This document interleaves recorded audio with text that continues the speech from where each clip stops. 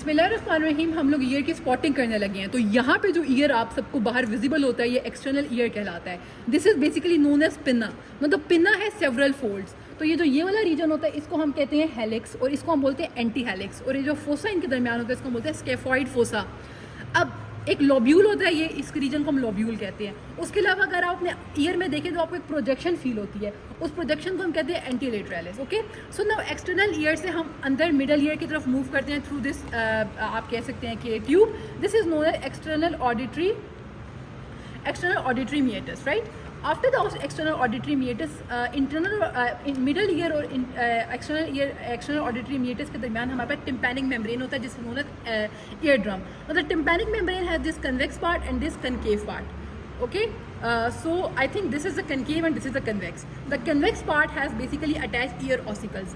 So this is incus and this is malleus. And Méliès का जो handle होता है वो हमारे टिम्पैनिक मेम्ब्रेन के साथ अटैच्ड होता है।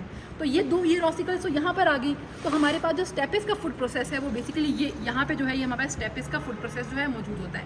अब हमारी टिम्पैनिक मेम्ब्रेन जो है वो जिस सल्कस के ऊपर रेस्ट कर रही होती है, ये सल्कस, इसको हम कहते हैं टिम्पैनिक सल्कस, राइट। उसके अलावा हमारे पास यहाँ पे जो है ये हमारे पास एक फोसा है होता है और यहाँ पर बेसिकली जो इनकस हमारी पास मसल बोन होती है वो यहाँ पर रेस्ट कर रही होती है। तो इसको हम बोलते हैं इंसीडियस फोसा या इसको हम कहते हैं fossa Insidious, right. Okay, after that ये जो है ये हमारे पास होता है पैरामिडल प्रोसेस और ये चूँकि ये बल्जिंग सी है तो इसको हम कहते हैं प्रोमोन्ट्री।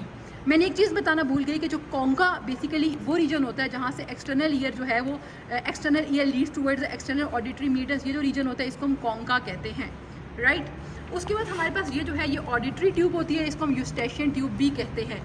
उसके अलावा जो ऊपर ये हमारे पास मसल होती है इसको हम कहते हैं tensor tympani, right? Okay, now we are coming towards the internal ear. If we talk about the internal ear, basically हम ये देखें तो ये हमारे पास सेमी सर्कुलर कैनाल्स है, ये हमारे पास स्टेपिस का फुट प्रोसेस था, ये हमारे पास वेस्टिब्यूल है, ये हमारे पास कॉक्लिया है, ये हमारे पास कॉक्लियो वेस्टिबुलर नर्व है, वेस्टिबुलो कॉक्लियर नर्व है, क्रेनियल नर्व 8 होती है और ये बेसिकली सेंसरी इन नेचर होती है, राइट।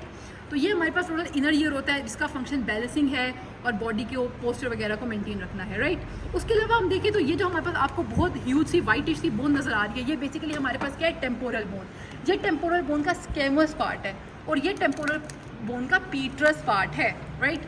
उसके अलावा अगर हम ईयर को यूँ देखें तो ये आपको एक प्रोसेस सा नज़र आ रहा होगा, इसको हम कहते हैं mastoid process, right.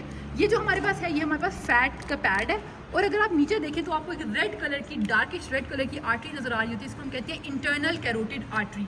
And this is how we are totally done with our ये ऑसिकल्स आप दोबारा से अटैच करके दिखा दें ताकि फोर्सेस वगैरह का पता चल जाए। श्योर, ये यूँ हो रहा है। दिस इज़ हाउ ये पिछली इनकस जो है इसका ये शॉर्ट सा जो बेसिकली वो है वो इधर रेस्ट कर रहा होता है, इसलिए हम इसको कहते हैं फोसा इंसीडियस। जज़ाकल्लाह।